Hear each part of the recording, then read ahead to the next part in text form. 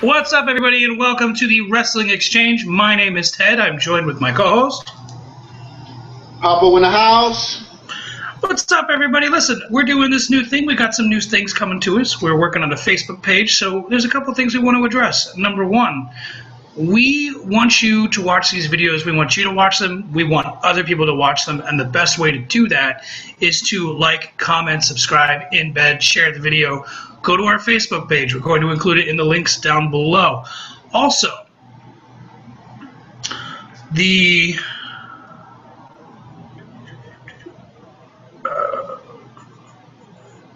I'm freezing here. Help me out. Okay. We got a comment from Alex Bonilla, my brother from another mother, wanting us to comment on Glow, Glorious Ladies of Wrestling, which I will admit helped me get through puberty. I will fully admit I loved every episode. I mean, they put on a show. They had the drama. They had comedy. They had real-life injuries, and I respect each and every one of those beautiful women, especially the icon, Mount Fiji, which I love you. I love you, Mount Fiji. She was the number one face in Glow, hands down, and she is the icon. Before WWE had divas, there was Glow, and let me tell you, they put on an amazing show. And if you want more information regarding Glow, they do have a documentary that's very entertaining, very informative. And any comments, Mike? Any comments, Ted? Yeah, it's funny. This went from, I think it was 86 to 90, so I watched the documentary, and initially I was kind of pissed off because I was like, this is some cool shit. How come I've never heard of this? How come I've never seen it before? I got a chance to watch the documentary. It's real solid. If you have Netflix, check it out. It's really worth watching. It's only about an hour and 10 minutes. And in the beginning of the documentary, they show that this was actually featured on an episode of Married with Children around the, I want to say, first or second season, right around the time that Bud and them, they go to a casino. And then Al Bundy has to get into the ring with the one that was doing the Nazi gimmick in the documentary. What was the big heel? Matilda the Hun. Matilda the Hun. Yeah, they were great. A lot of really good names, really creative. It's funny because it's the only thing I've seen that was able to successfully combine elements of an actual sitcom with like a laugh track and everything like that, and actual wrestling. These girls were trained by Mando Guerrero. See, I'm totally not Hispanic.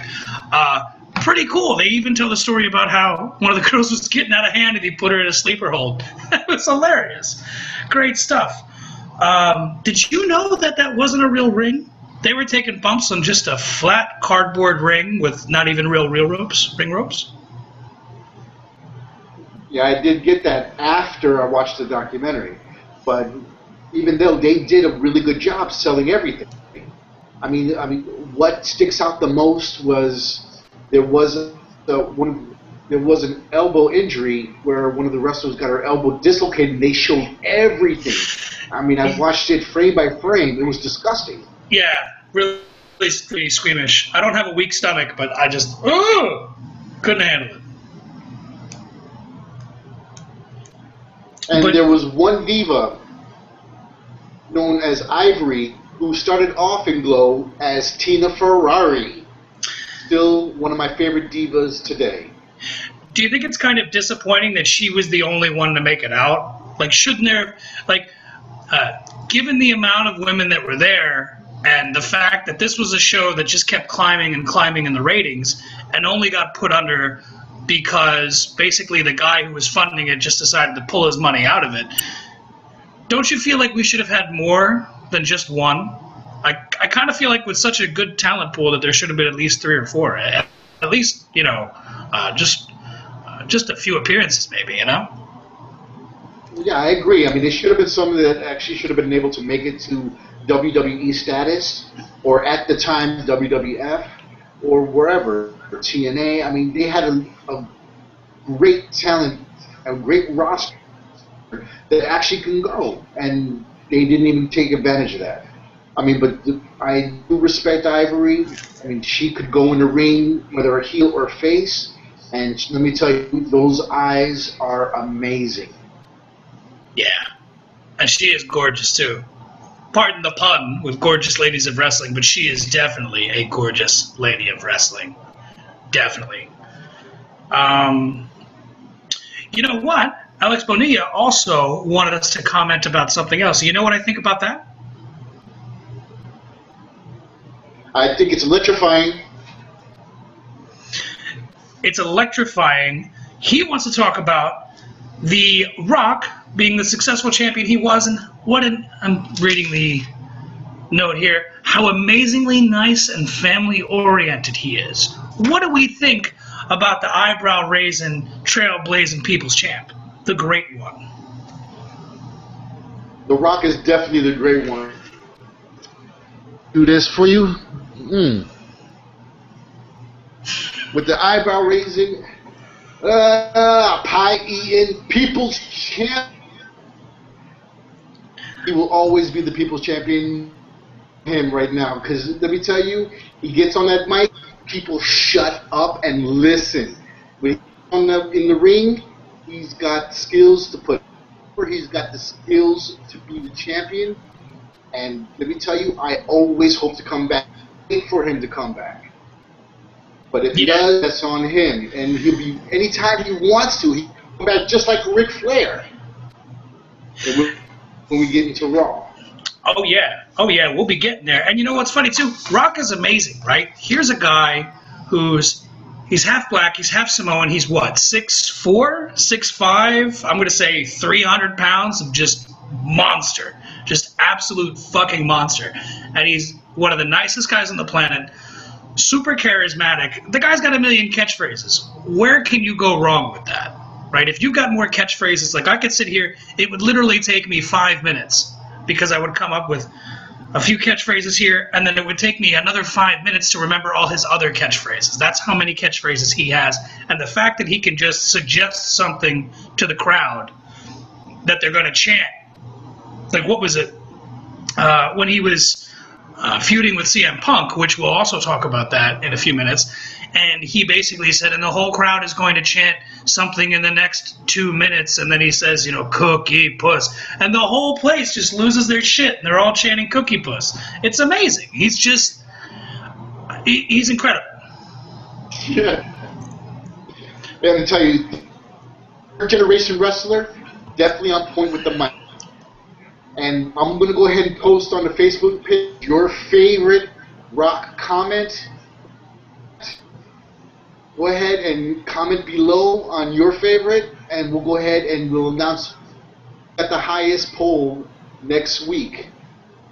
So my favorite is Back Down. Period.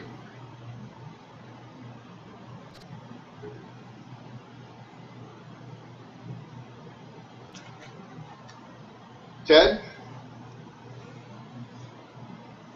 I'm sorry, I couldn't hear almost all of that. It cut out and got real quiet. I heard SmackDown, and then like nothing else came through.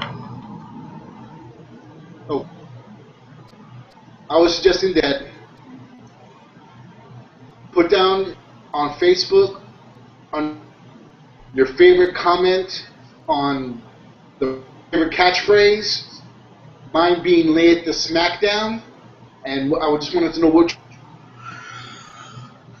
Probably anything regarding the millions and millions of Rock's fans, especially when Mick Foley tried to steal that, and he said the hundreds and hundreds. Anytime Mick Foley tries to steal the Rock's catchphrase, it's just golden to me. Just absolutely wonderful.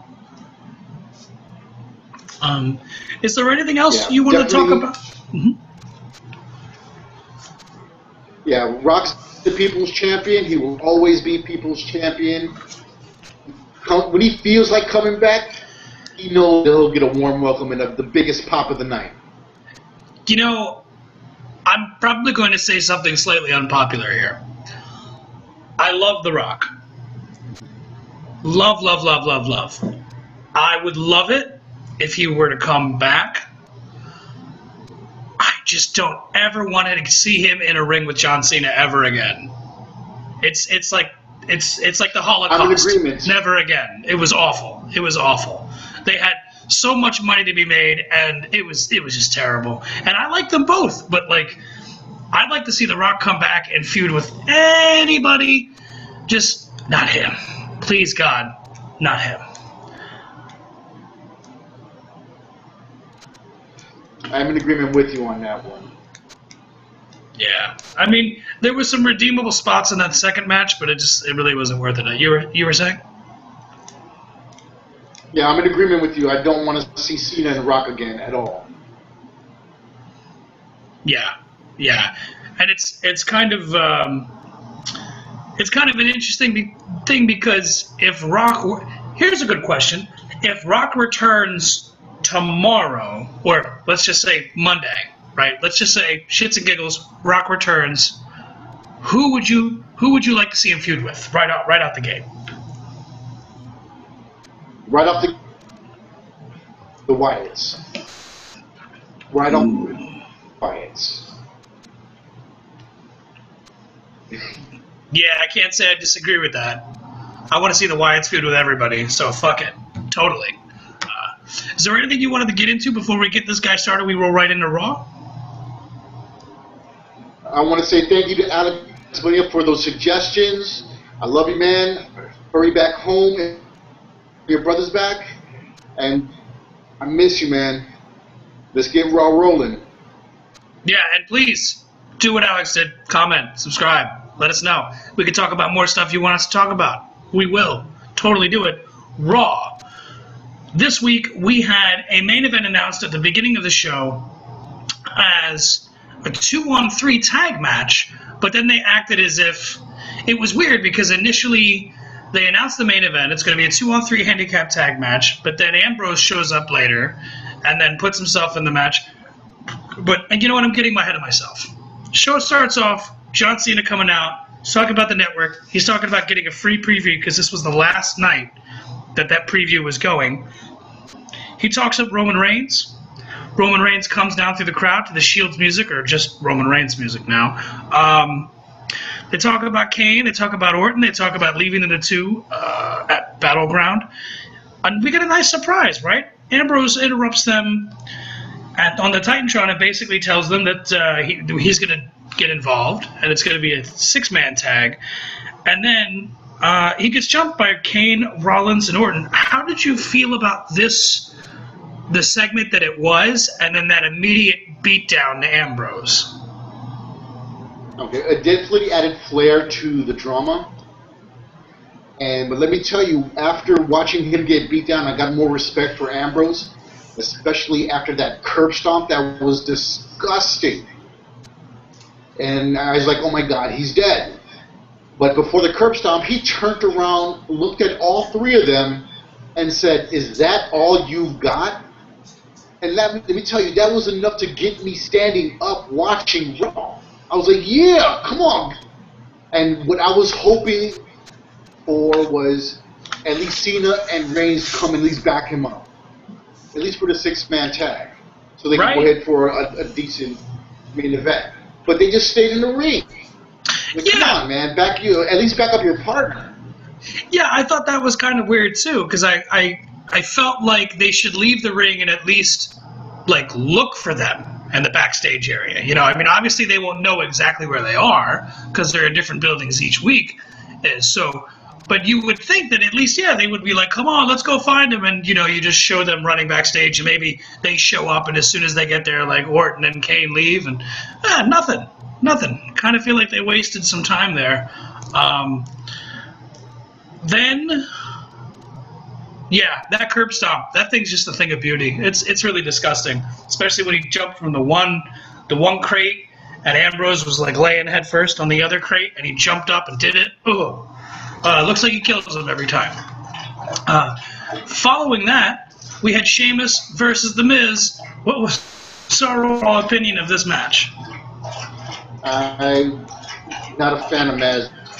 I'm not a fan of Miz at this point, and I can tell you that I was a little bit disappointed with the match, lackluster. They didn't push these two to their limits, and it looks like this is just a waste time. So give them the results, Ted, and let's move on to the next. Yeah, I mean, I agree with you. It felt like out of all the things that we saw on this show, that was like the one throwaway thing that we could have completely done without, and it wouldn't have changed a damn thing. I want to like Miz. I want to like Hollywood Miz, but we got to see where this goes from here. Yeah, for me, I didn't care either. Miz wins by pinfall. Then we got Kane, Orton, Rollins. They're basically patting each other on the back for a 3-on-1 attack, which is, real brave of them. And we could basically see more shades of them distrusting each other, which I like, right? I like the idea that the bad guys are in control, but there's chinks in the armor. There's cracks. We can the babyface can get through because it's either a disconnect between the heel members of the group or whatever, things like that. I'm really a big fan of this. But yeah, I thought it was fun, right? I mean, they went and repeated this a few times later in the night, and so we'll get to that. But what did you think about Dolph Ziggler and Fandango? Or excuse me, Dolph Ziggler and Fandango.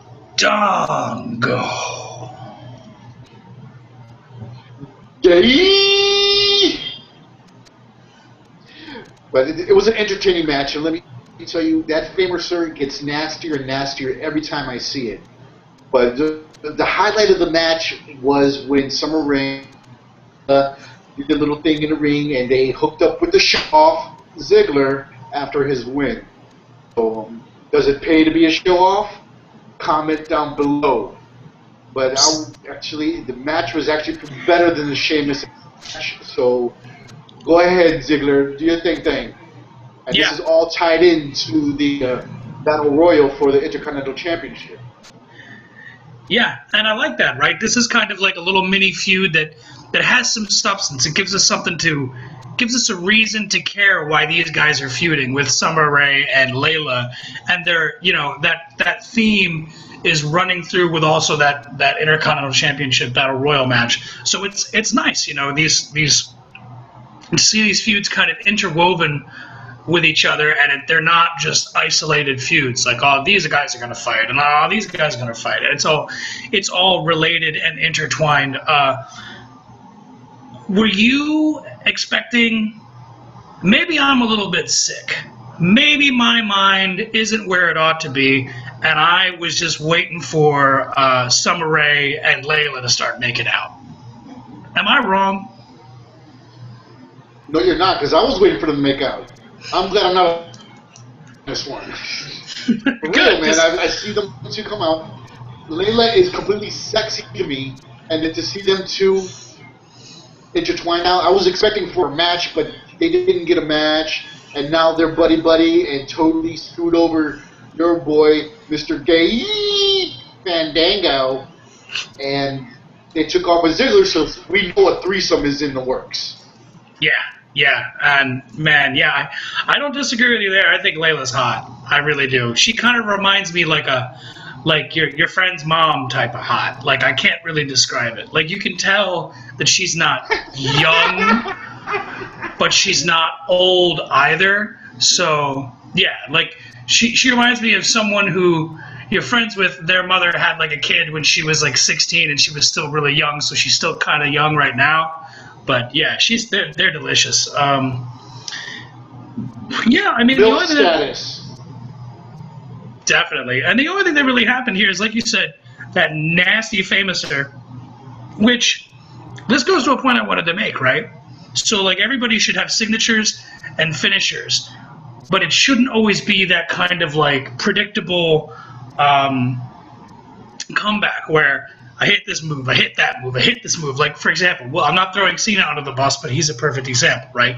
Cena does the 2 shoulder blocks, and then he does that backside slam. Then he does the fucking you can't see me gimmick he's with the dropping punch that he stole from Ted DiBiase. But, I mean, Daniel Bryan's got the same thing with the kicks and the drop kick and then the flip over and the run and the elbow and all that shit. But we didn't have that in this match. We know, if as viewers, we've already been told multiple times that this is one of his signature moves. So to see him use it as a finisher move, pretty cool shit. And yeah, I want to bang Layla, and that's inevitable. Anything else that you wanted to talk about before we go any further? I want to bang Layla first. We could be Eskimo brothers. Awesome. So we got a backstage, essentially commercial for Sonic, which I'm biased because I love Sonic. I love it. I think Sonic is awesome. So I'm going to love anything Sonic related, although I do think their food's a tad pricey. And it's funny because we've been seeing Sandow for weeks and weeks and weeks and weeks and weeks, just dressed up in whatever ridiculous gimmick. Like one week he's Abraham Lincoln, and then another one he's Paul Revere, and then he's Magneto, and he's Bret Hart, and he's Mr. McMahon, and hopefully soon he's going to be CM Punk whenever they go to Chicago. So he's dressed in a Sonic Workers gimmick, almost like he's trying to trick them into stealing the Sonic's food. And then Adam Rose comes out, and then they start tugging over a hot dog. It's not what you think, people. It sounds dirtier than it really is. I think it was a pretzel dog, which, by the way, those things are friggin' delicious. Man, so yummy. But have you noticed this is the second time in about 2-3 weeks that we've seen a product placement on a WWE show, which is kind of unusual, right? Because we haven't been seeing these up until very recently. Am I wrong? No, you're not. I mean, they're going back and forth. I mean, we had the iced tea, adult beverage that we discussed a couple shows ago. Now they're doing the Sonic. I mean, they're going to plug where they're going to plug, and they're going to use their talent to do so. I mean, it's smart advertising. Yeah, and it kind of feels like Adam Rose is just going to be the guy that just happens to plug everything. Like, don't be a lemon, be a rosebud, drink the twisted tea, eat the Sonic hot dog, whatever. Yeah, I'm starting to lose a lot of faith in Adam Rose at this point. I had high hopes, and then he was on the shows for like a month without actually wrestling anybody. And then they fed one of his party people to Camacho, and I'm like, okay, great. So this guy just is going to be the king of the jobbers. He's just going to have this little job party group that's going to come with him, and they're just going to job out to everybody. But luckily that turned out not to be the case, because he can really work. He can really go. He's got some good stuff going on. But now they're sticking him in these commercials, and he seems to be the common denominator here, and I hope that changes because he is very talented. I just don't know what they're going to do with the character. Maybe they'll scrap it. Maybe he'll return to something more like himself. That being said, Papo, I hear you're Uso crazy. I am so crazy. Them boys can go. Right now, they got my vote, and I'm loving it. They are the tag team champions. But let me tell you, with Harper and Rowan, I mean, it's kind of looking like they can actually go with them right now. It looks like they've got her, and I'm waiting to see how this pans out, especially with some new tag teams that are coming to the scene now. And out of all the tag teams right now, aside from maybe the Dust Brothers, which I think they need a few more wins before this happens, the only guys that can really give them a run for their money are the Wyatts. And they could have, I don't know what it is about those 4 guys, but they could wrestle each other every night and somehow have the same match, but yet it still be even more entertaining each time. I don't know, and it's funny because they're not even making like big changes. It's just a bunch of little changes. Very, very cool. I guess the Usos were going to wrestle the Wyatts, right? Because they never really got the match. They didn't even actually make it to the ring. And for that power bomb, about it. Yeah, they really beat the hell out of them. I think this is a sign of things to come. Got their butt kicked. Yeah. Although years of watching WWE wrestling program, usually it's the guy that goes over right before the pay-per-view, and then he ends up being the loser. Here, I don't know though, because I'm torn, right? Because I like the Usos, and on the one hand, I really want them to win, but on the other hand, I really want the Wyatts to win. Because the Usos, they're really good, but they're kind of, I don't want to come across as insulting, but they're kind of generic, right? I mean, they're like, hey, these are the two Samoan guys. And then, like, that's their gimmick, and that's cool. But aside from them having really great matches, there's nothing in it for me to care about them personally. So I hope that they do something with them soon to give them a little bit more depth. But yeah, man, I really want those Wyatts to come out with the tag titles. It's going to be a whole lot of fun. Speaking of fun, the summit between the Real Americans, or the Detente, and Lana and Rusev. What did you think about this? Was this not one of the most entertaining things on the show this week? I totally agree. I also want, looking up the definition that you both know for the detente was read word for word off Wikipedia by Michael Cole, which was hilarious. Yeah, he read it almost exactly word for word. So obviously, he didn't know the definition either. And we both had to look up the definition, and he read it almost word for word. And you know, that's funny too. This had the whole. Go ahead. Oh no, yeah, you go. Okay. Well, had the whole presidential debate thing, the whole Rocky IV-esque feeling, U.S. versus Russia, and them going at it. It looked like a big old debate, so we'll call them the master debaters. Done. Money. WWE, you hear that? Sold. T-shirts right there. Yeah, I watch it, and it's Rocky IV immediately, and it's one of my favorite movies of all time. But in my mind, like, when Rocky's training in Russia because he's going to fight the dirty Russian on Christmas Day, and you hear, like, "To what's blood!" It's awesome. Awesome. You know? And now I'm just thinking about it. I'm going to go after this and just put on my Rocky soundtrack and just go ballistic because I love that stuff. But yeah, man, this was fantastic. Right? We've been talking about the idea of turning Jack Swagger face because he's been practically a heel almost his entire run here. Now we get to see Jack Swagger face. I like that he didn't say a word. He should just continue to keep his goddamn mouth shut. Like only speak when spoken to. Like Zeb should say his thing, and like here's a perfect example, right? This past pay-per-view, Money in the Bank. In the few minutes between the show they were putting on before it on the network, they showed this clip of the Real Americans going to Washington, D.C.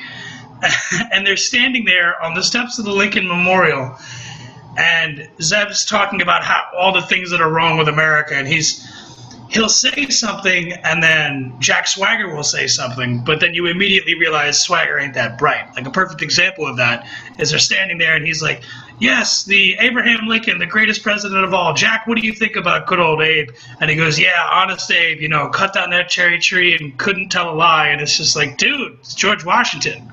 Get your shit right, man. Hilarious. Yeah, I think he should just be there to respond to Zeb. So Zeb should say something, and then, he just follows up with something stupid like, "Yeah," or like whatever dumb retort But this was fun, right? I mean, anytime you can get a whole crowd full of grown men chanting USA at fictional characters, that's a win, right? That is definitely a win. I mean, it's classic Hacksaw Jim Duggan. And let me tell you, it definitely for real. For real. You got it, guy! Tough guy! USA! USA! Love it. Love Hacksaw. Definitely a legend in WWE. Definitely a legend.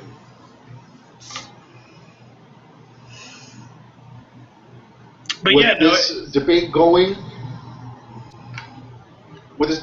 I mean, Coulter just come from behind her. He should have said the iron skirt. It would have been perfect. Yeah, and what happened was that they just went at it. Yeah, and it's funny too because I'm sorry, you're cutting in and out. Like I can't hear you. Not sure what's up with my connection. I just hope it just clears up in a minute. So go ahead. Okay. Yeah, no, I really liked it. Right. You and I have talked before how awesome we think Lana is. She's so good that everybody's chanting USA, and she's able to kind of like milk it even more. So good that then a few minutes later, she just gives a look into the camera, and then the whole crowd just breaks out in the USA chants. I've always had a soft spot for foreign gimmicks as far as just refusing to speak English, right? Like I think that's just instant heat. Because if you're an American wrestling fan, chances are you probably don't speak another language. You might, but you probably don't, right? I know I don't, right? So if someone comes on TV and like, oh man, I get to hear this guy speak, and they're like, no, fuck you, I'm not going to speak English, I'm going to speak Spanish or Russian or Lithuanian or whatever, that's just going to get heat with me because I'm like, God damn it, I want to know what kind of terrible things they're saying about me, and they could be saying the nicest thing ever. But the fact that they're refusing to speak English and then make you wait until whatever they're saying in their native language first, I think that's incredible. This feud, is this just me, or is this the first time we've cared about Jack Swagger in a long time? Well, for me, it's the first time I cared for Jack Swagger ever. I mean, granted, he has awesome in-ring skills, but again, I mean, he does a full mic skills that I can care about. Yeah, he's one of those guys that like needs someone to talk for him because he's super vanilla. He plays the dumb jock role really well. Yeah, totally. Maybe a little too well, right? He's not playing it. He's living the gimmick, brother. So then, after all that fun stuff, which was super fun. Oh, you know what? I almost forgot. Zeb Coulter talks about his time in war. He's a legit war veteran. He was like legitimately in Vietnam, and kind of cool, right? Like even in a fictional television show, they're able to do something that has a real world tie-in that just kind of gives you like weird patriotism out of the blue. Like you're watching wrestling and you're thinking to yourself, okay, this is a fictionalized product. It's a story. It's Broadway with body slams. It's a soap opera for men, but they're so good at doing certain things that when it comes to the whole patriotism angle, they're almost too good at it. And I'm sitting there on my couch, I'm just waiting, come on, do the We the People, do the We the People. And then they do it, and my wife's in the kitchen, and he says, Lana, I want to tell you something, and you listen to everybody here. And they, tells every real American to stand up in the building and put your hand over your heart, say We the People. I'm watching it 2 days later at home in the middle of the day. I'm in a different building. You know what I did? I stood up, I put my hand over my heart, and as a real American, I said, We the People. Damn, it felt good.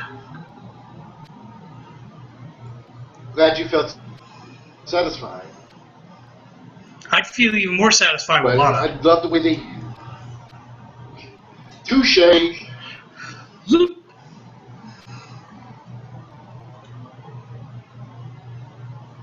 But this detente...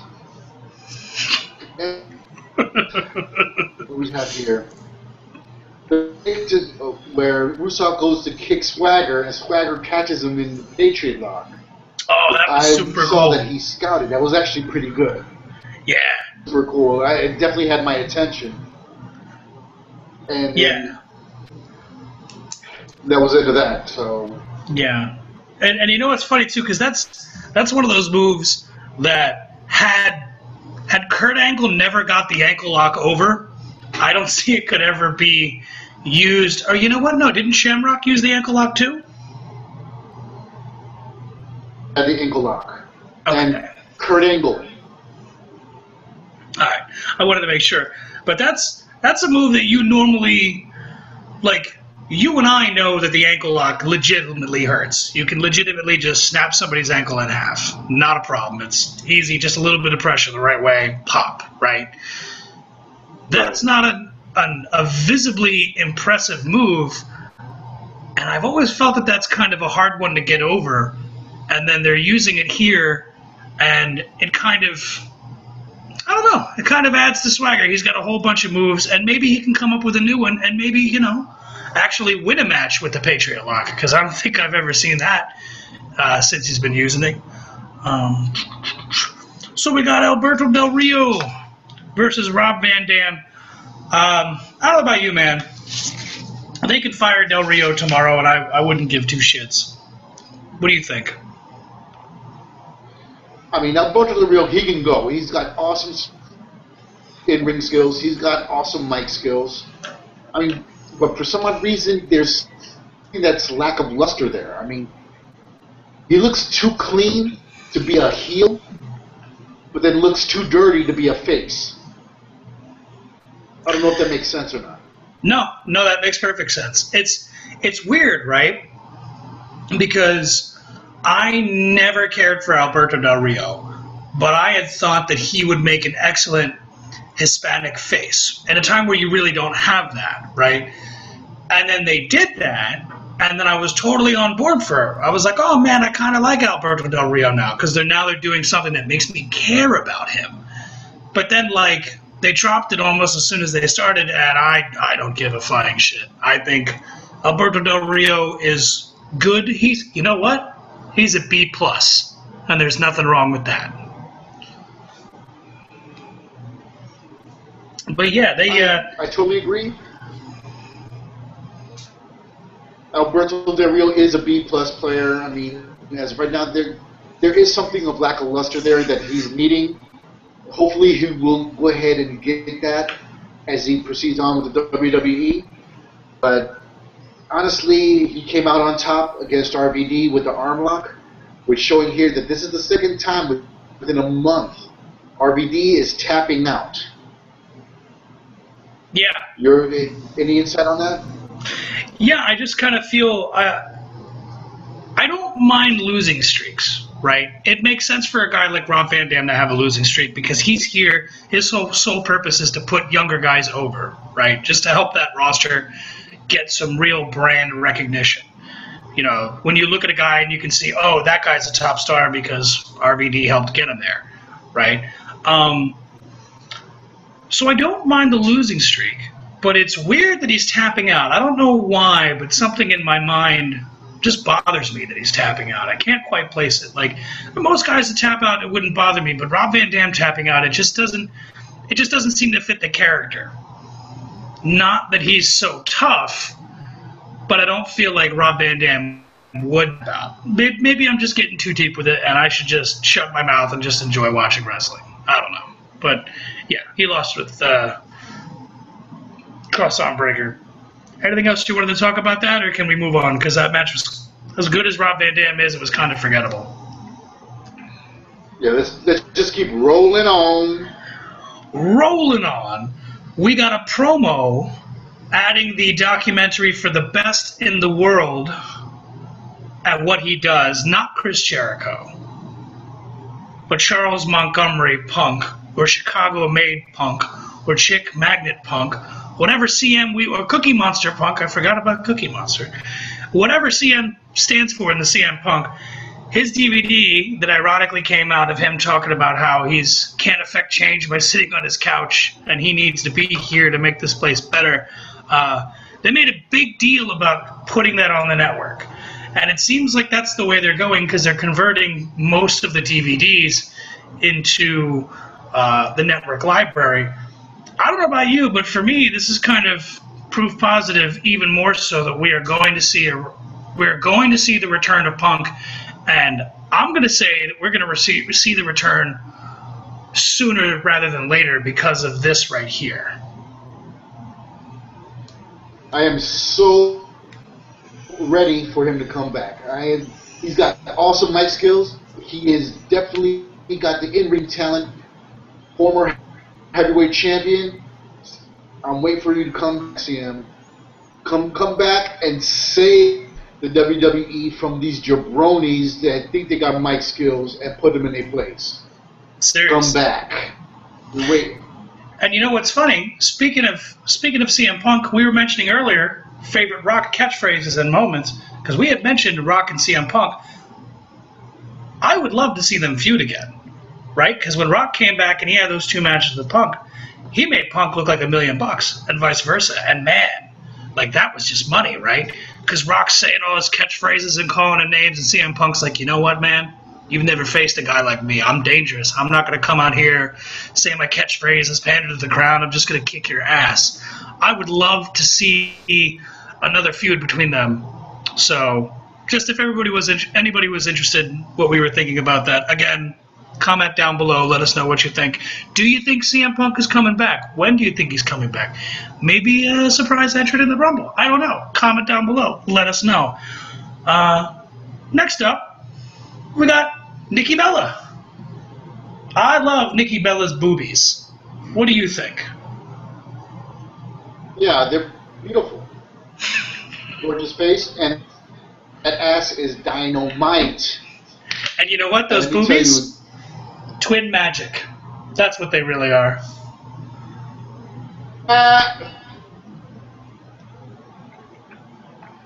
So let's see here. Nikki Bella came out and Stephanie with a promo. This is not her fault, but her sister's fault. Come on, man. They could at least team up with the other Funkadactyl. Not Cameron. Who was the other one? Oh, Naomi. Yes, they partner up with Naomi to go against Alicia and Cameron. But, I mean, she's trying to stick the knife in the Bella side, which is starting to really get annoying, and I'm just... There's going to be a blow time soon with this Divas. If you got anything else, go ahead and do so. Chad, I'm done with this match. I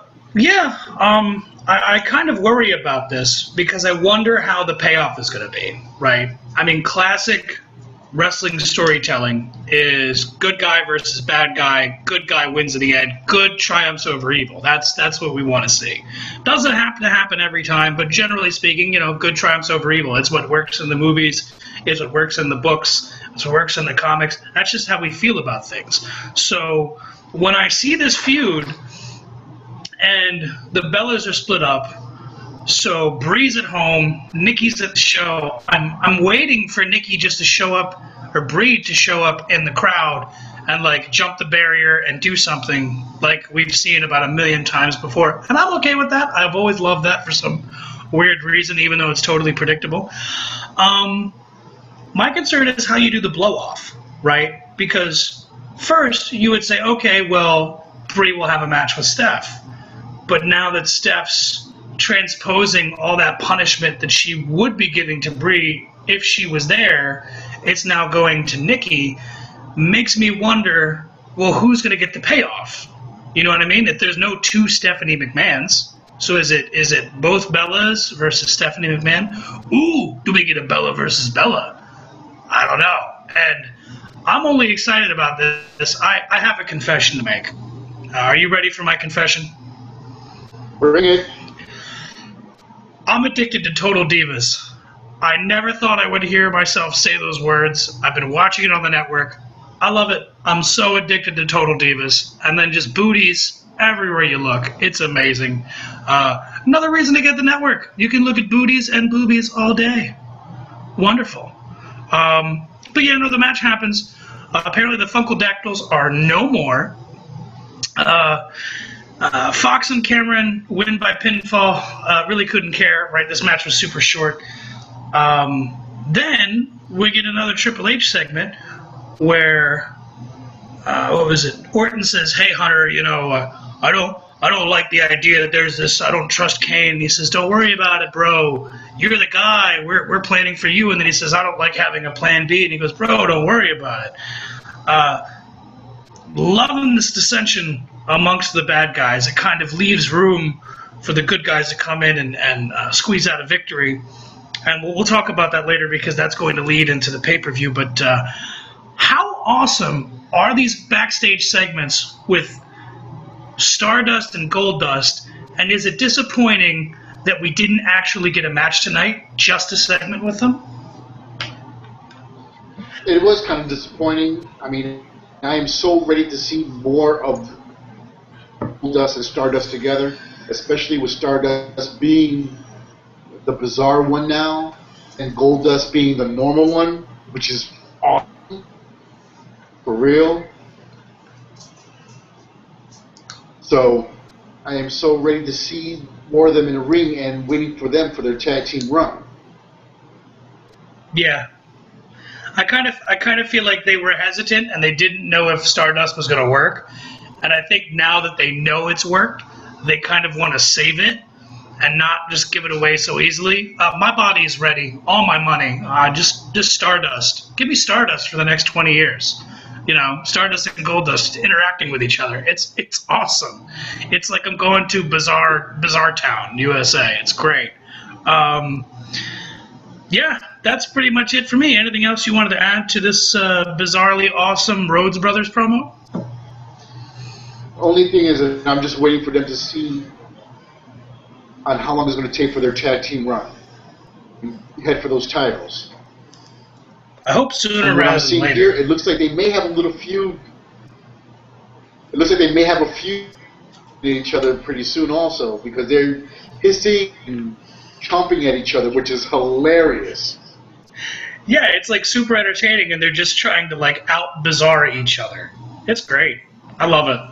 And it's picture perfect for TV. Next up, we got Cesaro versus Big E with Kofi. Did you notice the change in the Cesaro gear where he's kind of done away with the thigh wraps and now kind of adopted the knee pads? Yes, I did notice. I mean, that's just for their own protection. I mean, they take bumps and bruises and stuff, so they make necessary changes, especially with knee pads. Hard on that canvas, but I found this match actually pretty entertaining, especially with Kofi on the outside. Did you have any input that you want to go ahead because Kofi did interfere with the match? He did, and I'm going to get to that in a moment. One of the things that I forgot to mention, no Paul Heyman with Cesaro, right? And they put over in the commentary the idea that he's fired Paul Heyman or something like that, which if he did, that's a fucking unforgivable sin and just an absolute waste. That could have been a beautiful TV moment. So if that has happened and we didn't see it on television, fuck you, WWE. You should be ashamed of yourself because that would have been awesome. Yeah, I thought the match was cool. I think if anybody's going to have an awesome match with Big E, it's going to be Cesaro because they can both play to each other's strengths, no pun intended. And Big E does the drop in the straps, right? I mark out for that. No matter who does it, anybody who wears a singlet or anything like that, they put the straps down. It's go time, right? I love it. I love that Cesaro was really healing it up here. We didn't even have an attempt to go for the big swing. I like that because to me, like, a heel shouldn't do cool shit, although we want to see that. So it's kind of trying to find a way to reconcile the here's a really good performance and he's sticking to the character versus here's what I want to see, give me what I want to see. But yeah, the match was cool. It was nice that Big E got the win because he hasn't been beating anybody. And with those just straight losses to Rusev, it's good for him to beat someone who's kind of at a higher status than he is. And yeah, I thought it was good until Kofi interferes, and then Cesaro throws the one chair at Kofi and then grabs the other chair like he's going to hit Big E, and Kofi like jumps up from the floor, grabs it from him from off the apron, and then Big E hits him with the big ending for the win. I think everybody comes out looking strong. Big E gets the win he needs, but Cesaro still looks strong because he only lost because he was distracted. Yeah, I think it's a win-win for anybody. Anything else you wanted to add to that? Well, I just wanted to add, in regards to the match with Cesaro and Big E, it did show where Cesaro is the strongest person in WWE. I mean, he had overhead slammed Big E with ease. I mean, from what I'm seeing here, back and forth, it's like he was half the size of Big E, but yet the same strength. And I was totally amazed. I was really entertained by this match, and Cesaro showed that he is, pound for pound, the strongest man in WWE. Yeah, he's just an absolute beast. There's a reason why they call him the Swiss Superman, right? I mean, he's just a killer. Rolling on right along, we got Y2J with a little segment. He comes out to the ring. He talks about how he's basically the WWE is his home. He was here for about 15 years, I think he said something like that. I don't think that's an exact figure, though. I think it's much less than that. But he's a 9-time Intercontinental Champion, first ever 9-time Intercontinental Champion. He, what did he say, 6-time World Champion? Something like that? We'll go something like that.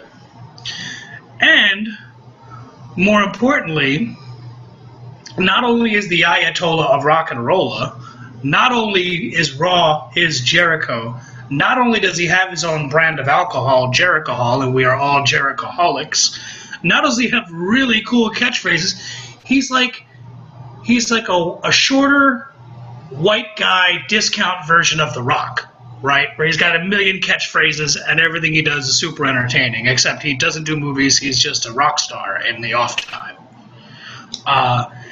Talks about how he's been everywhere and he's seen everything, nothing like Bray Wyatt. Do you think that's an honest assessment? I will concur with that assessment. I mean, Wyatt is nothing that I've seen, nothing that I've come across, and he is definitely in his own character. Let me tell you, this feud is starting to boil, and I can't wait for the pay-per-view this weekend and watch this unfold. I am so ready for that perfect mic banter that's going between them both. And we know Wyatt can go, and we all know that being a Jerichoholic, Jericho can, definitely go when it comes to those interviews. So I am so ready for this.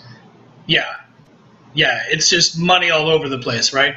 Because I don't know if you'd noticed, Bray Wyatt doesn't get booed, right? He's supposed to be a heel, but everybody loves him so much, like how we talked about, like a guy like CM Punk, where if you're that good at being a heel, eventually the fans love you just because they appreciate that you're committed and dedicated to the character work that you're doing.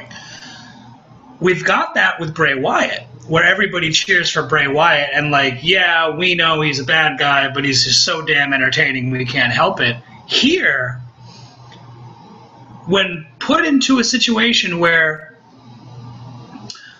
you have a guy who on paper is a bad guy, but on reality is just kind of like a tweener because everybody likes him, you put him in there with someone who the fans passionately love and adore, it's instantly turned into a heel, right?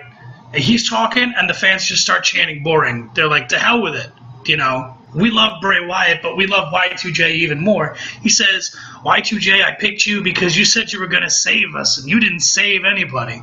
It was great. Is this not a money feud? And does the presence of Chris Jericho not only elevate everybody else's game on the roster, but elevate Bray Wyatt's game? And do you think that's going to end up being the match of the night at the pay-per-view?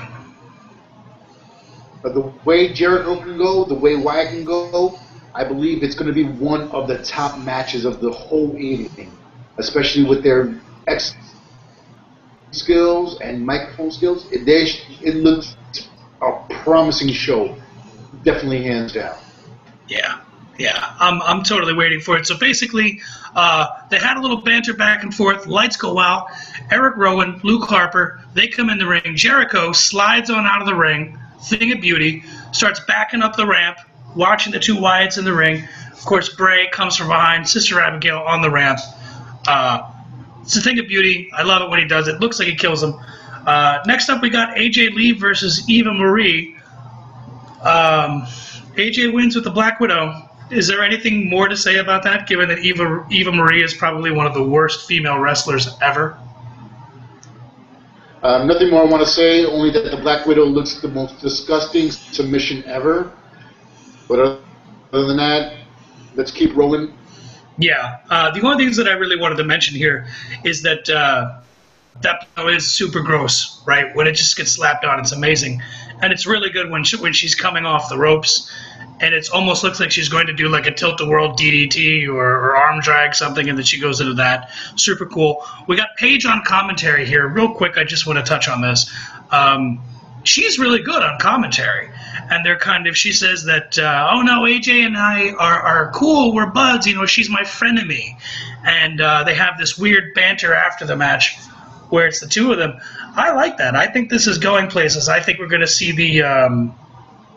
the Paige just trying to be such a likable person, but then just snaps and just goes crazy on AJ. And I think that's a money feud, too. That's probably going to go on for some time. Hey, Papo, got a question for you. You ready? Yes, I am ready. Are you a believer? No, I am not. God damn it. Why not? This man is so inspirational. He's so entertaining. Look, he sets an open challenge, and he wishes his competitor's heart was as big as El Torito. Why don't you like this guy? Okay. Well, I'll go into the match, and I'll go ahead and explain what I see that is flawed here with believing. Okay, first off, we got him wrestling El Torito, which was just completely horrible. He should have stood on his knees the whole match, and maybe I would have started to like Bo Dallas. But then they bring out big, goofy Kali, the Punjabi playboy, who's just big for no reason, with his uppercuttable jaw, and then wins on a countout? Oh, come on, man. I want to see a fight. I want to see in-ring action. I don't want to see you do your finish move out the ring and then just let them lay there for the... That is such a... if any. See, that's where you're wrong. Right now, I am not a believer. I don't mean to correct you, but this is the greatest streak in sports entertainment history. He's 15-0 after this Raw. 15-0. He's closing on 22-0. That's the thing. That's going to happen. How would you feel if he goes, if Bo's streak surpasses the Undertaker's streak? Obviously not the same streak because one's at WrestleMania and one's just all the time. Do you think he's going to go at least 22-0? And who's going to be that one behind the one in 23-1? I don't know. Does it matter? It could be El Torito, man. It could be anybody. It would be great. Just because every week Bo comes and he does his, just believe shtick, and then JBL just can't help but say over and over again that it's the greatest streak in sports entertainment history. It's hilarious. I feel good inside when Bo comes out. I feel inspired. I feel like he's genuine. And I love it, right? And then he goes to Khali after the match. He goes, "Hey there, big guy. Don't feel down about yourself." And Khali just friggin' chops him. That was the most entertaining thing I've seen Khali do in about 10 years. So, I'm in agreement with you on that one. So I'm going to say this segment is a win, and you're just not appreciating Bo Dallas as you should, because he got some entertainment out of the great Khali, and he is just awful. He's just double stinker. Terrible. I guess we're just going to keep it rolling, right? Let's keep it rolling, man. All right, so we had Seth Rollins backstage talking to Triple H and Stephanie about being Plan B, because he doesn't have much faith in Orton or Kane. Do you love these multiple segments where they tell Orton, "Yeah, no, you're the guy," and then they tell Kane, "No, you're the guy," and then now Seth is being the guy? Do you like the idea that they're kind of jerking everybody's chain, and even they don't know what the real deal is? Yeah, they're definitely playing both sides of the sword big time, and I'm waiting to see who's going to get the first one to get stabbed. So, with the segments coming in, them playing devil's advocate, I'm just waiting to see what's going to happen at this pay-per-view. I'm definitely excited, and I'm loving how Triple H and Stephanie are playing these guys for fools. Yeah. And what's interesting is Seth Rollins leaves. In walks Paul Heyman, says he loves Plan B. He thinks it's great. But what about a Plan C, a foolproof Plan C? Guaranteed. Question, my friend. If you just had to put on your fantasy booker hat for a moment, because we all do it, right? What's Plan C? Brock Lesnar! Yeah, I would go with you that. I mean, the obvious one is CM Punk. I don't think he's gonna return yet, but I do think it's gonna be soon. But yeah, man, imagine this, right? Let me paint the scenario for you. So it's a fatal 4-way match. Orton, Kane, Reigns, Cena. Somehow, Cena makes it out alive, right? Somehow Cena makes it out with the titles. Then Seth Rollins cashes on John Cena, only for dun dun dun dun dun dun dun dun dun dun dun dun dun. Fucking Brock Lesnar comes out and just rips him to pieces. I can definitely see that as a Plan C. I have my own opinions on Brock Lesnar. I've seen him fight in UFC, and then have him come back to WWE. I have my own opinions, which I'll keep myself at this point. And let's keep watching and seeing if this Plan C is Lesnar. Hey, he's the next big thing, right? Or the previously big thing. So we got that. Renee Young, she's delicious, right? Even though she's Canadian. Gorgeous. Oh, so I don't know. I don't care. So she comes out and she brings out someone who you and I would be a fan of. I'm talking about the one, the only, Nature Boy. Nature Boy. Styling and profiling, limousine riding, jet flying, kiss stealing, wheeling dealing, the man. I'm talking about the Nature Boy, robe wearing, all that goodness. How much did you love this segment? Because I thought it was the best. I love Rick, legend, Hall of Famer, WCW, AWA. Ric Flair is a draw, always a pop from the crowd. But with this segment, they basically just asked about the pay-per-view, and he came out, gave everybody props, but then he predicted for Cena to win the title. Yeah, the crowd wasn't too happy about that answer. We have to go into more detail on that. Oh, yeah. Cena sucks. I was laughing so hard. Yeah, man. Flair's just great all around. There's nothing that guy can't do. he worked his whole career as a heel. Even when he was a face, he was still working like he was a heel. Guy could go out there and wrestle anybody and everybody, make them look like it's $1 million. I love it. I think he's arguably the greatest of all time. Did you notice that after him and Roman Reigns had that exchange and he's leaving to walk up the ramp, Cena comes out and just gives him the World Heavyweight title and then just lets him go with it and then just holds on the WWE title? Oh, yeah, that was awesome. That's a sign of respect right there. And you saw how he did not. He said no, and then he said okay, and he was happy to hold that down. He loved it. That bit was so great. I mean, it does show wrestlers shortage to a legend, Hall of Famer Ric Flair. Woo! And one of my favorite to date. Yeah, it's and the respect angle is always something that's like a little too played out in wrestling. Like everybody's done the "I respect you, you gotta respect me" thing. But if that worked, if there was anybody that you could do that shtick with forever, that's got to be Flair, right? And by the way, for those of you who don't know, his daughter is right now the Divas Champion on NXT, and she is amazing. Her name is Charlotte. If you get a chance, put on some NXT, check it out. She is phenomenal. She's huge. She's got to be like 6'5". She's just friggin' enormous. Nice bod. Everything's nice and tight. She's beautiful. Nice blonde hair, even though we all know she ain't no friggin' blonde. But yeah, getting back to the thing at hand, I thought it was great. I kind of felt like the crowd felt when he said, I think John Cena's going to win. I was like, oh, man, come on. John Cena wins all the time. Like, give it to somebody else. At least suggest anybody. You know, don't just come out and say the company line. It's just, I don't know. It just gets old after a while.